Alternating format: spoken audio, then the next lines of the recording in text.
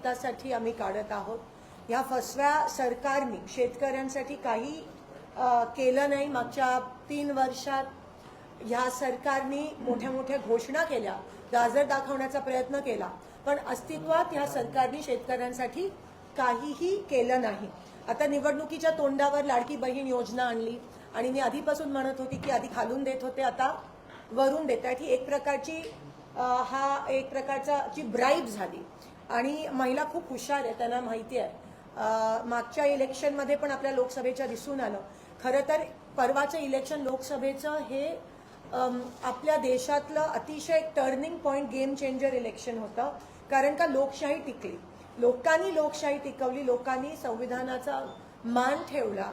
बीजेपीनी सामदाम दंड वापरून सुद्धा लोकांनी लोकशाहीला मतदान केलं, त्या विरोधात, प्रवाहाच्या विरोधात जाऊन मतदान केलं आणि त्याचं महाराष्ट्रात तुम्हाला त्याचे नतीजे त्या ठिकाणी दिसले. विधानसभेची घोषणा अजून झाली नाहीये या सरकारकडून. मुद्दामून 2 महिने पुढे ढकललं, कारण का कदाचित अजून लाडक्या बहिणींना त्या ठिकाणी टेबलाच्या वरून एक प्रकारची लाच द्यायची होती, असा आमचा आरोप आहे. दुसरी सर्वात महत्त्वाची गोष्ट जी ह्या सरकारकडून सोलापुरात करण्यात आली, एअरपोर्टचं उद्घाटन. आता आपल्याला सगळ्यांना माहिती आहे की आपल्या सोलापुरात, आपल्या समोर मी एक संक्षिप्त सोलापूर एअरपोर्टचा इतिहास त्या ठिकाणी मांडला आहे की आपल्या इथे एअरपोर्ट किती वर्षापासून आहे, किती मोठी विमानं या ठिकाणी लँड झाली आहेत, कधीही कोणत्याही प्रकारचा अडथळा नसताना विमानं लँड झालेत, असताना लँड झाले. तो अडथळा काढल्यावर पण या ठिकाणी पंतप्रधानांचा स्वतः, आणि तुम्हाला माहिती आहे जेव्हा पंतप्रधान येतात तेव्हा ते एमरर विमानातून येतात. जेव्हा सुशीलकुमार शिंदे साहेबांचा वाढदिवस होता 75वा, तेव्हा आम्ही 29 विमानं या ठिकाणी लँड केलेली. प्रेसिडेंटचं पण विमान या ठिकाणी लँड झालं. स्वतः गृहमंत्री असताना त्यांचं फॅल्कन किंवा एमरर जे ATR एवढं असतं, आपल्या इथे ATR पण लँड होत होते. विमानतळ सोलापुरात आधीपासून आहे. तुम्ही किती फसवणारा सोलापूरकरांना. आम्ही विमानतळ नाही, आम्ही विमान सेवेची मागणी करतोय. विमान सेवाचा नामोनिशान नाहीये तुमच्या एअरपोर्टमध्ये. एअरपोर्टचं उद्घाटन परवा घेतलेलं आता रद्द करून दिल्लीत 2 मिनिटाचं. अहो तुम्ही अजून किती फसवणार. एअरपोर्ट आमचं आहे, आमची रनवेची स्ट्रिप पण, त्याची साईज पण वाढवण्यात आली. लँडिंग होते मोठ्या मोठ्या विमानांचं, आणि आज तुम्ही लोकांना सांगताय की एअरपोर्टचं उद्घाटन होत आहे. म्हणजे नेमकं काय चाललंय तुमच्या इथे. पण ऐन इलेक्शनच्या तोंडावर तुम्ही एअरपोर्टचं उद्घाटन करताय. विमान सेवा कधी सुरू करणार. आणि मग मागचे 3 वर्ष काय करत होता तुम्ही. तुम्हाला खरंच एअरपोर्टचं उद्घाटन घ्यायचं होतं तर आता ऐन इलेक्शनच्या तोंडावरच का. जे एअरपोर्ट ऑलरेडी आहे त्याचंच पुन्हा एकदा तुम्ही उद्घाटन घेणं म्हणजे किती आपली दिशाभूल करतायत, किती आपल्या जनतेला फसवतायत. ह्या फसव्या सरकारची आपल्याला रणनीती कळते. या ठिकाणी संक्षिप्त मी तुम्हाला वाचून दाखवत नाही कारण का वेळ जाईल, पण सगळं या ठिकाणी लिहिलंय की किंगफिशर रेड कसं 2009ला सुरू होतं, टेक ऑफ लँडिंग व्हायचे, त्यानंतर 75व्या एमरर आणि फॅल्कन आपण लँड केले. DGCAने कितींदा परमिशन दिली लँडिंगसाठी. आणि विनोदाचा भाग म्हणजे परवाचं उद्घाटन संध्याकाळी 7 वाजता होतं. आपल्या इथे नाईट लँडिंग पण नाही आणि उद्घाटन तुम्ही 7 वाजता संध्याकाळी घेता. म्हणजे किती चेष्टा. ही शेवटी लोकांचा तुम्ही धज्जा उडवताय आणि लोकांना तुम्ही फसवताय. आम्ही काही अधिकाऱ्यांशी बोललो, ते अधिकारी म्हणाले मॅडम अजूनही एअरलाईन, एअर सेवा, विमान सेवा कधी सुरू होणार आहे अजूनही आम्हाला त्याचा आता पत्ता नाहीये. कोणाशीही बोलणं झालं नाहीये, ना स्टार अलायन्सशी झालंय, ना इंडिगोशी झालंय. कोणत्याही छोट्या जे ATR सर्व्हिसेस असतात त्यांच्याशी बोलणं झालं नाहीये. त्या उलट आमचं बोलणं सुरू आहे, पण आम्ही त्याचा जोपर्यंत ग्रीन सिग्नल येत नाही तोपर्यंत आम्ही तुमच्या समोर त्या गोष्टी आणणार नाही हो. पण ह्यांचं खोटं तुमच्या समोर आणणं हे गरजेचं वाटलं. विमान सेवा अजूनही सोलापूरला कधी सुरू होणार नाही आहे ह्याचा कोणालाही आता पत्ता नाहीये. हे मी क्लिअरली रेकॉर्डवर आणू इच्छित आहे. जोपर्यंत विमान सेवा सुरू होत नाही तोपर्यंत IT कंपनी असेल, कोणत्याही कंपनीज असतील त्या इथे येणार नाही आहेत. तुमची फक्त मोठ्या प्रमाणात हे सरकार केवळ इलेक्शन आहे म्हणून दिशाभूल करण्याचा हे सरकार प्रयत्न करत आहे. दुसरे महत्त्वाचे जे शेतकऱ्यांचे मुद्दे ज्याच्यामुळे आम्ही मोर्चा काढणार आहोत, शेतीमालाला हमीभाव अजून मिळत नाहीये या सरकाराकडून.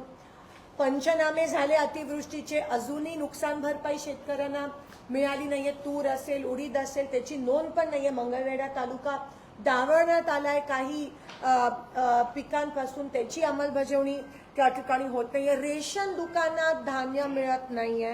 रेशन दुकानात मी तुमच्या समोर काही शॉकिंग गोष्टी मांडू शकते. आम्ही ह्या दर्जाचे तांदूळ त्या रेशन दुकानामध्ये परवा आंदेगाव अक्कलकोटला देण्यात आला. प्लास्टिक आहे, मी तो स्वतः चावून बघितला आणि तो शिजवल्यावर असा दिसतो. मी तुम्हाला सॅम्पलसाठी ते तुम्हाला सर्क्युलेट करते. रेशन दुकानात लोकांची नावं कट झाली आहेत, माल मिळत नाही आहे. त्या ठिकाणी शेतकऱ्यांच्या पाणीपट्टीत 10 पट वाढ झाला. ही अतिशय शॉकिंग गोष्ट या सरकारने केली आहे. पण लाडकी बहिणीमुळे ही दरवाढ जी आहे, ही जो वाढ आहे पाणीपट्टी वाढ, ती कमी करा तुम्ही. शेतकरी सगळे खुश होतील, पण ते पण अजून त्या ठिकाणी करण्यात आलं नाहीये.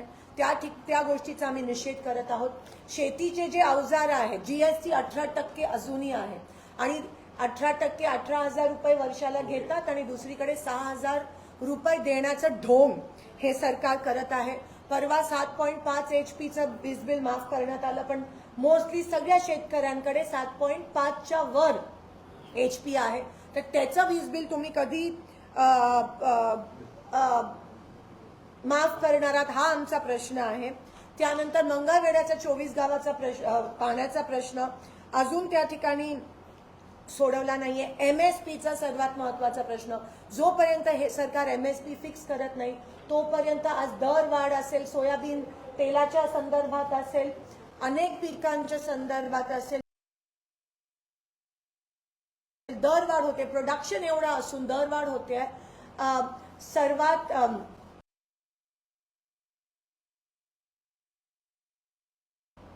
जो चेष्टेचा भाग करू का काय, नफेखोरांना फायदा होईल असं हे सरकार काम करत आहे. सर्वात मोठा त्यांचा जो नफेखोर आहे तो श्री गौतम अदानी आहेत आणि त्यांना फायदा होईल अशा प्रकारचं ते कारभार करत आहेत. एजंटना मदत होण्यासाठी, शेतकऱ्यांचे हाल होण्यासाठी हे सरकार या प्रकारे नियोजन पण नाही, नियोजनच नाहीये, पण स्ट्रॅटेजी करत आहे.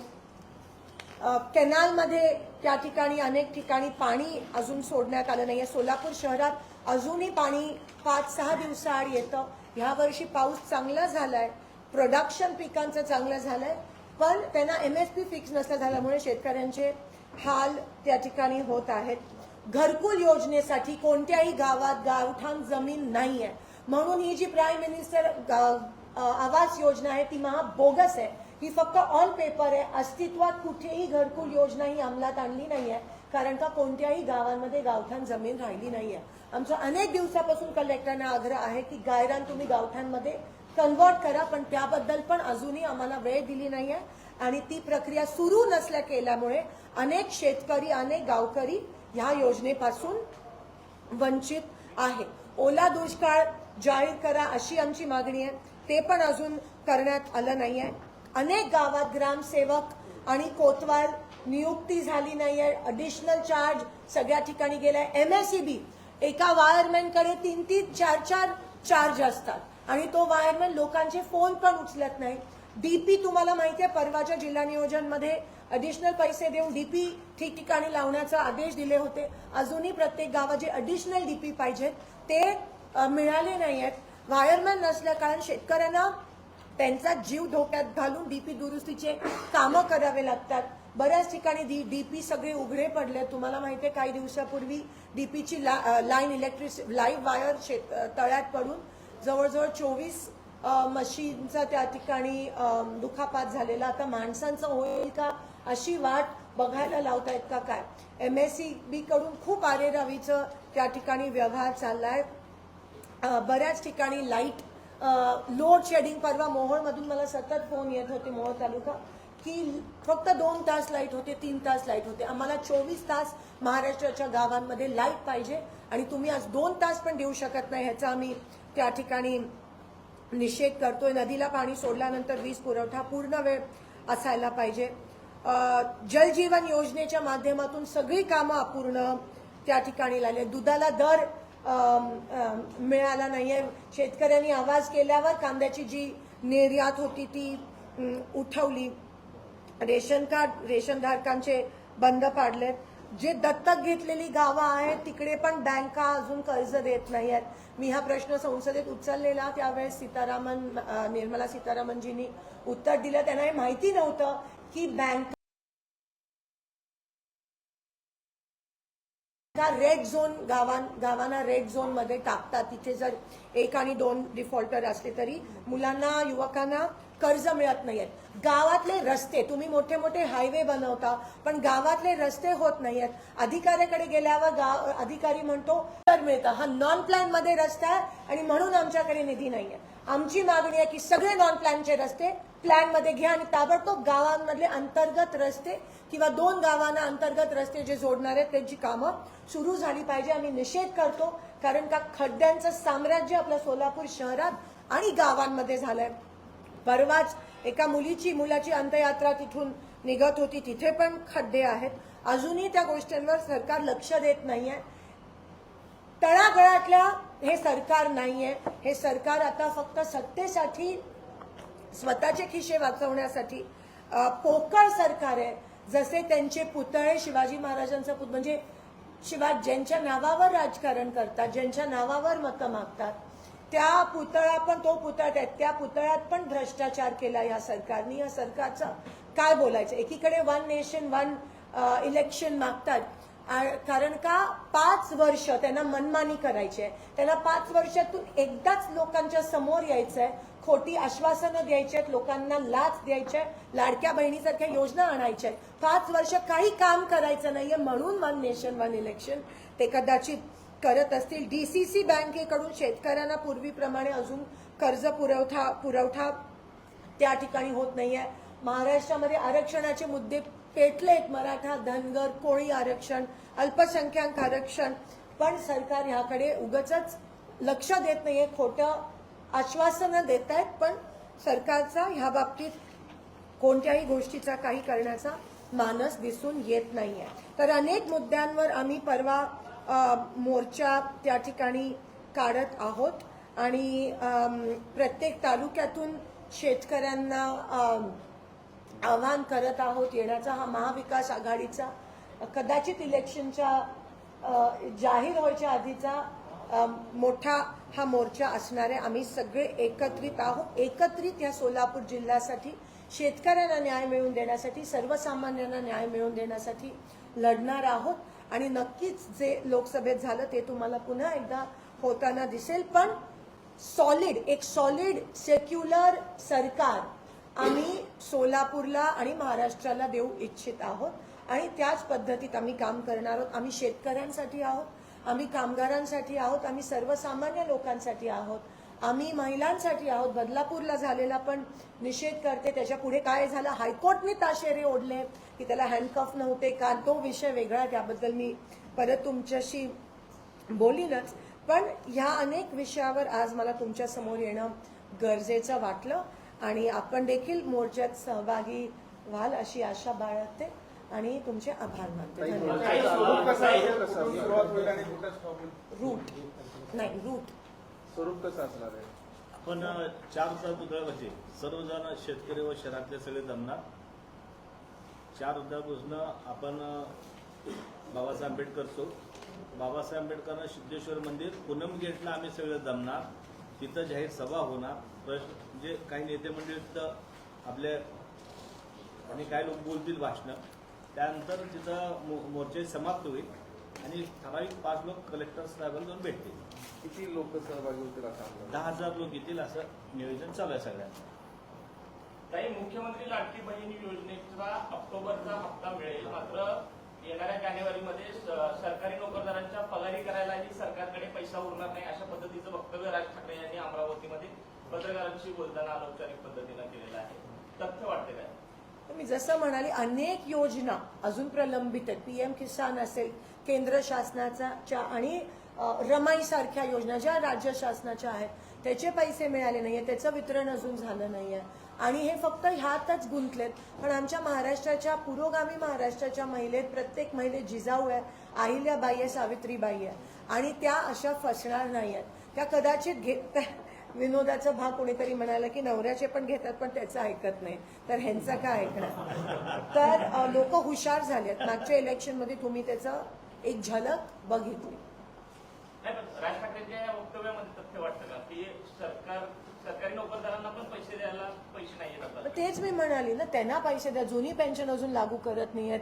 सरकारी जे राबतात सरकारसाठी, त्यांचा पगार जर काढायला सरकारकडे पैसे नसतील एक्सचेकरमध्ये, ह्याच्यापेक्षा अजून लाजिरवाणी गोष्ट महाराष्ट्रासाठी काय असू शकते. महाविकास आघाडी सत्तेवर आल्यानंतर हीच लाडकी बहीण योजना अधिक सुधारित पद्धतीने किंबहुना 3,000पर्यंत दरमहा आम्ही काँग्रेसच्या अजेंडामध्ये आणि बाकीच्या पार्टीच्या मॅनिफेस्टोमध्ये सुद्धा महालक्ष्मी योजना आम्ही त्या ठिकाणी जाहीर केली. त्यानंतर अनेक वर्षापासून संजय गांधी निराधार योजनेच्या माध्यमातून जे पेन्शन मिळतं ते अगदी किरकोळ आहे, 1,500 रुपयाच मिळतं आणि ते वाढवण्याचं पण आमचा मानस आहे. आमचे जे काही डिसिजन्स असतील ते पॉलिसी डिसिजन्स असतील, म्हणजे सबसिडीजच्या माध्यमातून, योजनेच्या माध्यमातून. ही लाडकी बहीण आहे, इलेक्शनच्या तोंडावर अचानक तुम्ही योजना जाहीर करता, काही पॉलिसी डिसिजन नाही, म्हणजे हे जाहीर आहे की हे तुम्ही महिलांना इलेक्शनसाठी इलेक्शन स्टॉप म्हणून.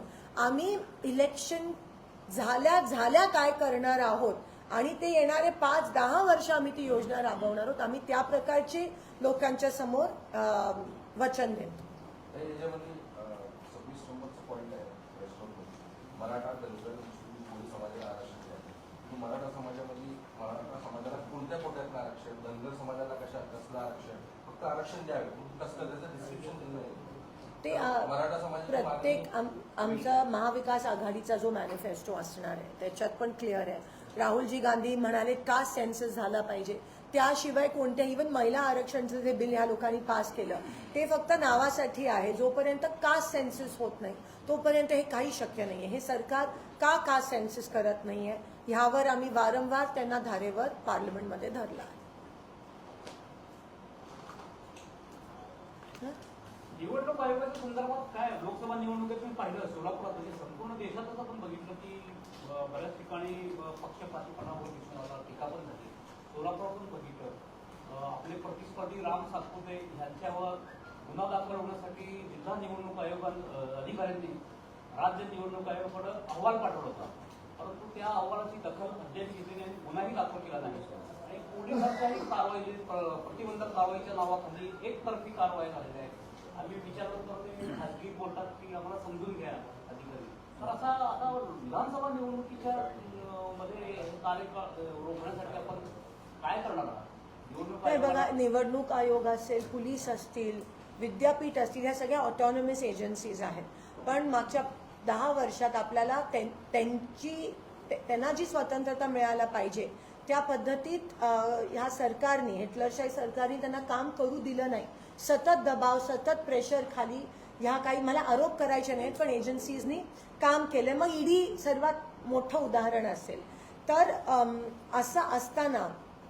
असं सगळं असताना तुम्ही बघा, लोकांनी शेवटी ही निवडणूक ताब्यात घेतली, शांततेत क्रांती घडली आणि डेमोक्रेसी, लोकशाही अजूनही आपल्या देशात जिवंतच नाही पण एवढी पॉवरफुल आहे, तगडी आहे, हे लोकांनी दाखवून दिलं.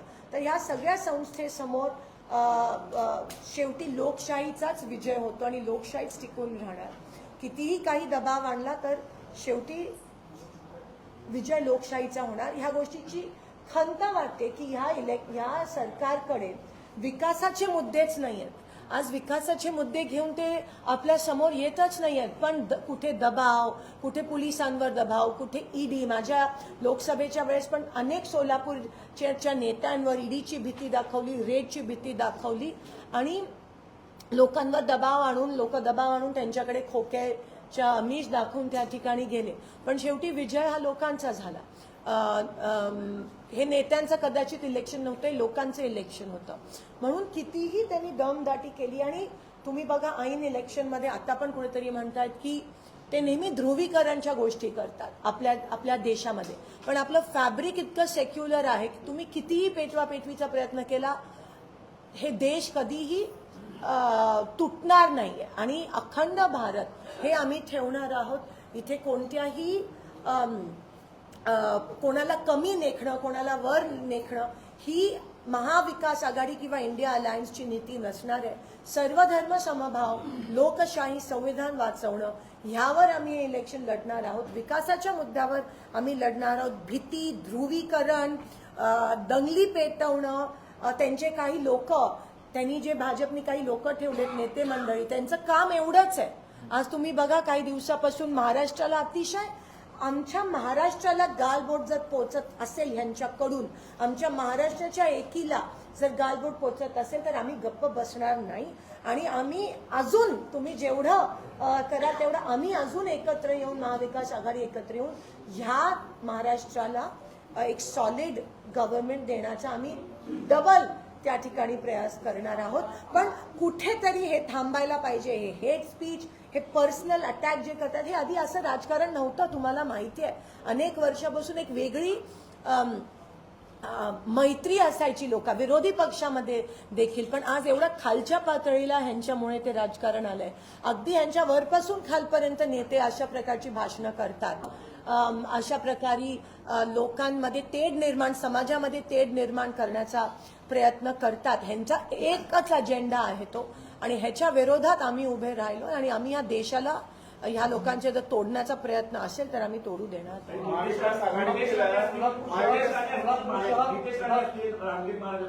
सातत्यानं एका समाजावरती विशिष्ट पद्धतीने टीका करताय. लाखोंची मोर्चे निघतात, कारवाईची मागणी होती, मात्र कुठल्याही पद्धतीची कारवाई सरकारकडून केली जात नाही. आपण त्याच्या पद्धतीने नाही, तेच मी म्हणाली, ह्यांचे हे काही लोक ठेवले जे असं करतात आणि त्यांचा प्लॅनच आहे आता इलेक्शनच्या तोंडावर. जसं लोकसभेच्या वेळेस पण खूप प्रयत्न झाले सोलापूरमध्ये काही ना काहीतरी पसरवण्याचा, तेढ निर्माण करण्याचा, टेन्शन निर्माण करण्याचा. प्रतिनिधित्व केलेल्या सोलापूर शहर मध्य विधानसभा मतदारसंघावर आहे सध्या. म्हणजे ते ध्रुवीकरणाचा प्रयोग करतात असतात. वेदांत देसाईची सभा आहे 2 दिवसामध्ये त्यांची, आणि परत आणखी हिंदुत्ववादी संघटना कार्यरत होती. होणारच आहे. आता तुम्ही गृहीत द्या. पण जसं मी म्हणाली, लोक आता खूप हुशार झाले आणि लोकांना विकास पाहिजे, लोकांना रस्ते पाहिजेत, पाणी पाहिजे, लोक शेतकऱ्यांना पिकासाठी भाव पाहिजे. आता लोक खूप हुशार झालेत. ते थोडाफार प्रयत्न करतील पण लोक दाखवून देतील आहे ना त्यांची जागा. मुख्यमंत्री लाडकी मगाशी आपण म्हणल्याप्रमाणे महाविकास आघाडीतील अनेक नेत्यांवर ईडीची कारवाई होत आहे, त्यापूर्वी झालेली आहे. तुम्ही दिल्ली ते दिल्लीपर्यंत किंवा संसदेत सुद्धा तुम्ही मोदी सरकारविरोधात या सरकारी योजनांविरोधात आवाज उठवत आहात. तुम्हाला कधी भीती वाटली नाही? कधीच नाही. तुम्हाला असं वाटतं? आमच्याकडे काय, फॉर्च्युनेटली आमच्याकडे काय संस्था नाही, बँका नाही, कारखाने नाही. मुख्यमंत्री लाडकी बहीण योजनेचे 3-4 वेळा कार्यक्रम मुख्यमंत्र्यांचे सोलापुरात ठरलेले होते, मात्र ते कार्यक्रम झाले नाही. लोकसभेच्या आधी अशा पद्धतीनं शासन आपले जर योजनेचा कार्यक्रम होता तोही झाला नाही. मुख्यमंत्र्यांना नेमकी काय भीती आहे, काय तो प्रश्न तुम्ही त्यांनाच विचारा. कदाचित आता त्यांच्यामध्ये तुम्ही बघा किती काय, म्हणजे फायनान्स मिनिस्टर कॅबिनेटमध्ये बावनकुळेजींना जागा देत नाहीत, तर त्यांना ते बाहेर पाहिजेत का काय, त्यांच्यामध्येच तालमेल नाहीये. तर तो प्रश्न तुम्ही त्यांनाच विचारा. प्रणिती शिंदेची जागा मध्यची कोण घेणार याची एक उत्सुकता आहे. एक काँग्रेस पक्षाचा एकनिष्ठ असलेला एक कार्यकर्ता ती जागा लढणार. काँग्रेस म्हणजे महाविकास आघाडीमधून सहकारी पक्ष सुद्धा मागतात जागा. जागेचं वाटप आणि ह्यावर अजून ठरतंय, पण मी माझी भूमिका स्पष्ट केली. सोलापूर म्हणजे 11 विधानसभा मतदारसंघ जे आहे, काँग्रेसला किती मिळणार? कारण तुम्ही परवाच्या एका मीटिंगमध्ये जी आहे काँग्रेसच्या बैठकीमध्ये 6 जागांवर तुम्ही मागणी केली. बघा, आम्ही सगळे 3 जण, सगळे वरिष्ठ नेते एकत्र बसून व्यवस्थितरित्या काही भांडणं न होता, काही न होता, काही आर्ग्युमेंट्स न होत्या जागेच्या वाटपाबद्दल चर्चा होणार आहे. आणि त्या पद्धतीतच ह्या वाटप सगळ्यांना आमचा शेवटी विजय महाविकास आघाडीच्या जास्तीत जास्त जागा सोलापुरात जिल्ह्यात आल्या पाहिजेत, हा आमचा ध्येय आहे. तुम्हाला लवकरच कळेल. जिल्ह्याच्या पातळीवरती एक नायक चांगला झालं की शिंदे साहेब, विजयसिंग मोहिते पाटील साहेब आणि पवार साहेब हे एकत्र उद्या त्याची प्रसिद्धी येणार आहे. परंतु तालुका पातळीवर हे जे महाविकास आघाडीमध्ये ताळमेळ दिसत आहे, नाही, हा तुमचा गैरसमज आहे. तालुका पातळीवरच खरं तर खूप चांगल्या पद्धतीत मागचं इलेक्शन आम्ही लढलो. मी ग्राउंडला होती. मला माहिती आहे की माझ्याबरोबर किती शिवसेनेचे असतील, किती राष्ट्रवादी शरद पवार गट, किती शिवसेना उद्धव ठाकरे साहेब गट, शरद पवार साहेब गट, हे सगळे रात्रंदिवस राबलेले कार्यकर्ते आहेत. आणि शेवटी आम्ही सगळे, आमचा एकच विरोधक आहे, तो म्हणजे भाजप, महायुती. आणि आम्ही सगळे एकत्रित आहोत, सगळे एकत्रित लढणार आहोत आणि सगळे सोलापूरला एक स्थिर सरकार, जास्तीत जास्त महाविकास आघाडीचे आमदार निवडून येतील, ही काळ्या दगडावरची रेख. ताई, आपण बोलताना असं म्हणाला आता तुम्ही ते एअरपोर्टचं व्हिजिट बघा ना, एक आमदार वेगळे जातात, दोन एकत्र जातात, पाहणी करतात. म्हणजे उद्घाटन कॅन्सल झालं त्याच्या दुसऱ्या दिवशी ही पाहणी आधी व्हायला, आणि कसली पाहणी करताय तुम्ही, काय करताय, किती फसवताय लोकांना. तर आमच्यात आम्ही सगळे एकत्रित आहोत आणि ह्याच पद्धतीत लोकांसमोर एकत्रितरित्या जाणार. जिल्ह्यात किती ठिकाणी काँग्रेस जागा मागे? नाही, मी तो त्या प्रश्नाचं उत्तर दिलंय. बदलापूरमध्ये जी घटना घडली आहे, त्यांना बॅनर लावली गेली, उपमुख्यमंत्री यांनी हातात पिस्तूल घेतली, त्याचे काय परिणाम होतो? तर बघा, बदलापूरमध्ये जी घटना घडली, आता लहान मुलींना पण सोडत नाही आहे. एवढा वेळ लावला FIR लॉन्च करायला. ते जे 2 ट्रस्टी आहेत ते अजूनही फरार आहेत. त्यांना का नाही अटक होत आहे? ते बीजेपीचे कार्यकर्ते आहेत, त्यांना अजूनही अटक होत नाही. त्या गोष्टीचा आम्ही निषेध करतो. एन्काउंटर करण्यात आलं का काय, हायकोर्टने ऑलरेडी ह्यावर ताशेरे ओढलेत. एक सिनियर इन्स्पेक्टर कधीही अशा केसमध्ये व्हॅनमध्ये नसतो, तो का होता? पिस्तूल लोडेड होती का लोडेड नव्हती, मग ती लोड कशी झाली किंवा अनलॉक कशी झाली, एवढं करेपर्यंत एवढ्या पोलिसांनी कसं त्याला दाबून, अनेक प्रश्न निर्माण झाले. पण मूळ मुद्दा असा आहे की लहान मुलींवर, चिमुकल्यांवर जो अत्याचार करणारी जी विकृत मानसिकता आपल्या समाजात पोचली आहे आणि जी पसरते आहे, आणि त्याला वरती बीजेपीचे नेते सहकार्य करतायत, त्याचं समर्थन करतायत, ही आज आपल्या देशासाठी आणि आपल्या पुरोगामी महाराष्ट्रासाठी ही लाजिरवाणी गोष्ट आहे की अशा गोष्टींचं समर्थन होत आहे. आणि हा महाराष्ट्र हा जिजाऊचा आहे, सावित्रीबाईंचा आहे, अहिल्याबाईंचा आहे. या देशात पहिल्या पंतप्रधान महिला, आपल्या पहिल्या महिला पंतप्रधान इंदिरा गांधी होत्या, प्रतिभाताई पाटील पहिल्या महिला राष्ट्रपती होत्या. आणि आज ह्या देशात जर असं होत असेल, आणि कलकत्त्यात जे झालं ते अतिशय, म्हणजे मानसिकता, विकृत मानसिकतेला चालना आणि समर्थन देणारं हे बीजेपी सरकार आहे. महिलांना वस्तू म्हणून दृष्टिकोन बघण्याचा जो आहे तो बीजेपी आल्यापासून जास्त वाढला. मुख्यमंत्र्यांनी जी पिस्तूल हातात घेऊन बॅनर लावली, आणि असं ते सगळे गुंड प्रवृत्तीचेच आहेत ना, सगळेजण. म्हणजे आज त्यांचे जे 2-3 लोक जे बोलतात, नेते बोलतात, ते सगळे हीच प्रवृत्ती. आज महाराष्ट्रात एवढी दहशत ह्यांच्यामुळे पसरली. पोलिसांना पण मला पोलिसांचं वाईट वाटतं. पोलीस वर्दीला केवढं महत्व असतं, वर्दीला एवढं महत्व असतं, आमदारापेक्षा खासदारापेक्षा त्या वर्दीला महत्वाचं असतं. पोलीस बघितलं की लोक घाबरतात. आज त्या पोलिसांना पण एवढ्या खालच्या पातळीवर ह्या सरकारने आणलं. आता मराठा आरक्षणाचा जे आहे तोटा, ते महाविकास आघाडीला फायदा होणार का यंदाच्या विधानसभेत? बघा, फायदा तोटा इलेक्शनच्या पुरती नसतो. आम्ही तसं, आमचा दृष्टिकोन तसा नाहीये. प्रत्येक समाजाला सत्तेत जे आहेत त्यांनी फायदा करून दिला पाहिजे. जे वंचित राहिले त्यांना फायदा करून देणं हा आमचा मानस आहे. आमच्या फायद्यापेक्षा त्यांचा फायदा होणं महत्वाचं आहे. म्हणजे ते आरोप करतात थँक्यू. महाविकास आघाडीमध्ये महिला मुख्यमंत्री म्हणून चर्चा होतात. महिला मुख्यमंत्र्यांची चर्चा खूप मोठ्या प्रमाणात होते. शिवसेनेकडे रश्मी ठाकरेंचा चेहरा आहे, राष्ट्रवादीकडे सुप्रियाताईंचा चेहरा आहे. मध्यंतरी वर्षा गायकवाडांनी म्हटलं होतं की काँग्रेसकडे पण महिला मुख्यमंत्री म्हणून भरपूर चेहरे आहेत. मात्र त्यांनी थेट बोलणं टाळलं होतं. तुम्हाला काय वाटतं, कोणते आश्वासक चेहरे काँग्रेसमध्ये महिला मुख्यमंत्री म्हणून असायला हवेत किंवा आहेत? नाही, देशभरात आज तुम्ही बघा, ममता बॅनर्जी असतील, कुठे आपल्या देशात अनेक राज्यांमध्ये महिला मुख्यमंत्री जेव्हा होतात तेव्हा ती अभिमानाची गोष्ट असते, कोणत्याही पक्षाची असते तरी. 50% आरक्षण आम्ही त्यासाठीच आणलं. आज काँग्रेसने जरी आरक्षण आणलं 50%, त्याचा फायदा सर्व पक्षीय महिलांना झाला. आणि म्हणून महिला मुख्यमंत्री कोणत्याही राज्यात होत असेल, मग महाराष्ट्रात होत असेल, तर तो अभिमानास्पद गोष्ट एक महिला म्हणून मला वाटते. पण मुख्यमंत्री कोण असणार, काय असणार, की नंतरचा भाग आहे. पहिले आम्ही महाराष्ट्राला एक स्थिर सरकार देऊ इच्छितो आणि आम्हाला खात्री आहे की लोकसभेपेक्षा जास्त ताकदीने आम्ही उभं राहून जास्त सीट्स मिळतील. सोलापूरकडे एक चेहरा आहे आपल्याकडे. कॉन्ट्रोवर्सी झालं. देश विदेशातील प्रत्येक घडामोडींचे लाईव्ह अपडेट मिळवण्यासाठी आता साम टीव्हीच्या सर्व सोशल मीडिया प्लॅटफॉर्मला लाईक, फॉलो आणि सबस्क्राईब करा. तसंच सर्व नोटिफिकेशनसाठी बेल आयकॉन प्रेस करायला विसरू नका.